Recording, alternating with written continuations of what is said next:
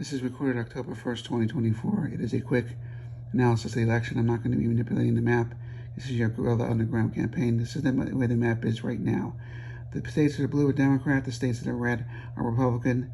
The Democrats have a toss-up situation in battleground states, except Pennsylvania is more than 3% in Harris's favor, as is Michigan and Wisconsin. So if any other state falls to the Democrats, the gold states, North Carolina, Georgia to the east, or Nevada or Arizona to the south, it's a Harris election. There has been an analysis by a political neophyte who I've never heard of, showing Arizona may be going to the Harris campaign. Well, if it's going to the Harris campaign, it should go to the Harris campaign with no money being poured in. Yes, it's been 4% Trump for quite some time, but it's really been a state that has elected a radical governor, and its political system has moved from battleground to Republican, and I don't see that changing. If Florida is to go over to Harris or Texas, and both are within 3 or 4%, which is just outside the margin of error on most Class A surveys. If it's not a Class A poll, don't count it. Don't give it any credence, because there's no point in that.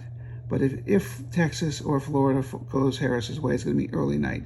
Even if North Carolina or Georgia goes Harris's way, the blue wall is going towards Harris. Now, there's going to be a debate tonight. It's October 1st, and there's going to be a couple more reports coming out before the end of the political analysis. Now, why would you watch a channel that provides you a 3-day break in analysis? Well, 3-day break is for religious purposes, and it gives me a lot of time to think, and I'm not going to record during this time period because it's not the right thing for a Jewish man to do. But to think about politics is what I'm going to do. So I'm going to analyze it without input. I'm going to take a look Saturday night at what's happened. I'm going to provide debate feedback tonight, October 1st, as it comes to mind, and I'm going to see where things are. But things are looking good for Harris because her favorability numbers are going up. Tim Walz is going to continue to stay on facts. He's going to introduce himself to the American people and debate, and hopefully out-debate J.D. Vance. Now, J.D. Vance is a great debater, but he's got a horrible campaign, a racist campaign. And again, I ask Americans, is it really a 46% or 45% or even 40% of Americans that support the racism and that Trump represents? Now, the site that was discussing Florida passing to the Democrats is on the basis of Haitians who have been maligned in Ohio and mistreated in Ohio, who were legally invited to be in Springfield, Ohio, and now are accused of consuming pets, eating them by Trump based on something he saw on TV. That Haitians are a strong factor in Texas, Georgia, North Carolina, and especially Florida, because a lot of them migrated to Florida over the years, legally and other ways.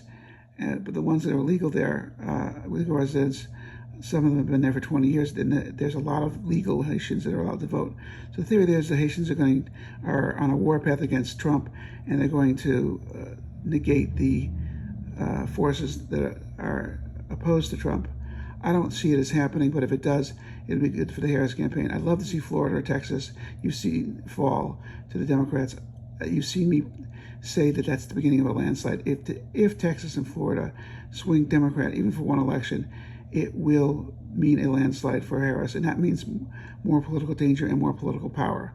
Will it change the Senate? The map is very much against Democrats. West Virginia has lost.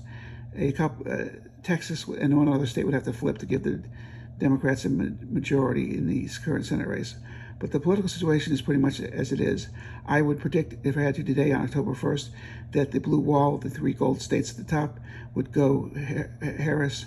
North Carolina, with its sinking Democratic gubernatorial administration, would go to Harris. Everything else would probably go slightly Trump if the election was held today, but the election is not held today. The election is held in 34 days.